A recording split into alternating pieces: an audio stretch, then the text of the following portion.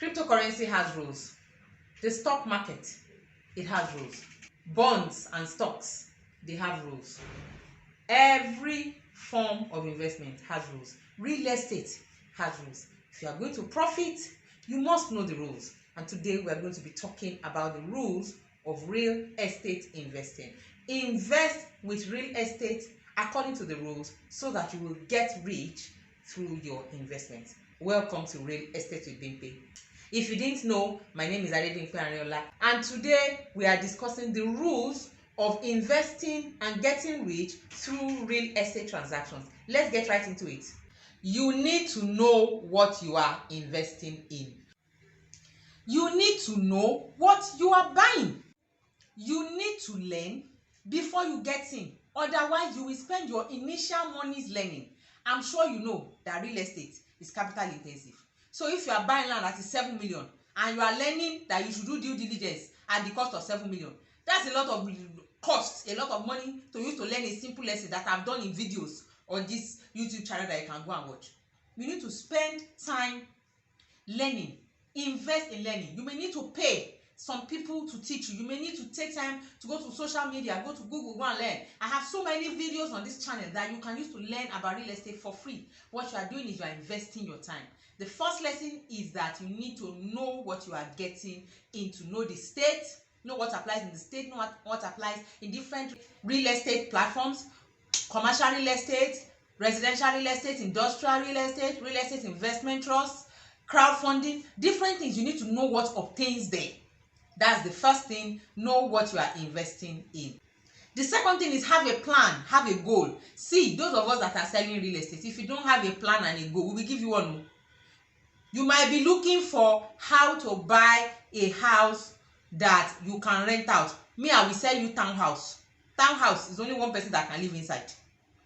If you don't have a plan, long-term plan, short-term plan, you will do a lot of scattered things and they are going to impact on your finances. Have a plan, have a goal. And your plan and your goal is influenced by the amount of money you have at your disposal right now to do these things. How much do you have? Where can that afford? What is the long-term benefit of that? From that, what are you moving into? Have a plan and have a goal.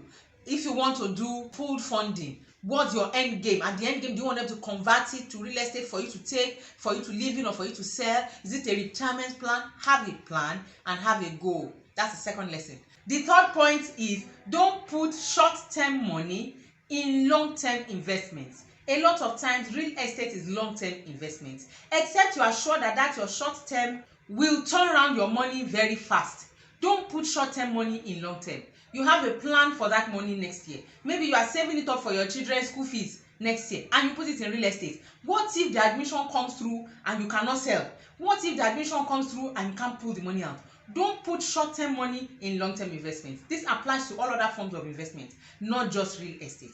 Put money that you can afford to live there for the next 3 years, for the next 5 years. Those are the money you should put into real estate. Otherwise, hold your money and look for something you can put it in the short term. That is point number 3. Point number 4 is to use professionals. When it's time to do the agreement, you don't know what goes into drafting an agreement. Trust me.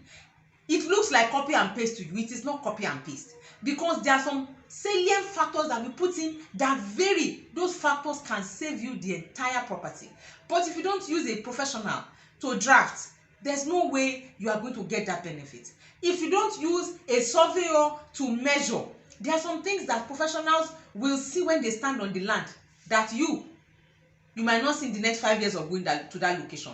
It's their job, is what they do. When you want to build and you want to do soil tests, don't bring the people who are digging well. Get the proper people to do the job. Use professionals. It may be more expensive, but it's part of the costs of your real estate investment. And you are going to get it back because it's part of the integrity of the real estate that you are going to offer people to buy. That is point number 4. Point number 5 is always do your due diligence. Don't say that because you bought from Mr. A and Mr. A's transaction didn't have problem last year, this year you might as well go ahead and buy. What if it's a different location? What if it's a different family? What if something has cropped up in the current transaction you don't know? Except it is very close to each other and it is within the same place. I always advise that you should do your due diligence. Even within the same place, sometimes it's better, because what applies to this location on government map might not apply to the next location. The plot right beside me might be acquired. You won't know. Always do your due diligence. Don't take it for granted that the person selling to you is credible. He may be credible, the people that sold to him were not. He may be credible, the people around him are not. Always do your due diligence. It is what secures your every transaction. Finally, on this issue, please diversify your portfolio. Don't put all your eggs in one basket. What if the basket drops by mistake suddenly? What if something happens? You see, COVID-19 has taught us that there are risk factors that we could never have imagined, and they are very real in transactions. What if something happens to that very portfolio? All your investments are going down with it.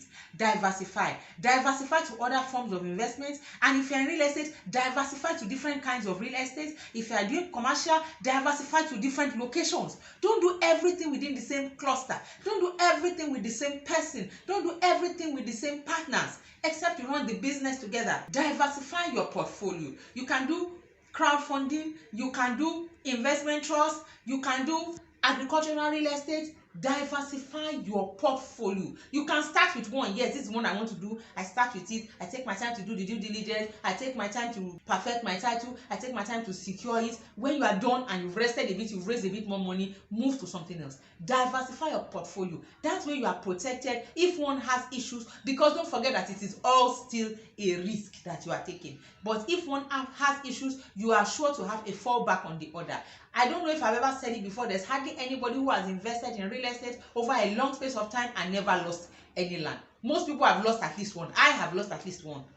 All the people I have talked to, spoken to one-on-one, they've lost at least one. Imagine if that one, all your tranches of real estate were inside that one that you lost. Imagine what would have happened. So you need to diversify your portfolio. And that's my message for you today. Did you get anything? Please remember, if you got some value, to like this video. It helps us grow. To subscribe if you are not subscribed, and to share to your friends and your loved ones. Till I see you again in the next video, remember I always say that real estate investments remain one of the juiciest investments in the world over, and especially in Nigeria. Thank you and bye-bye.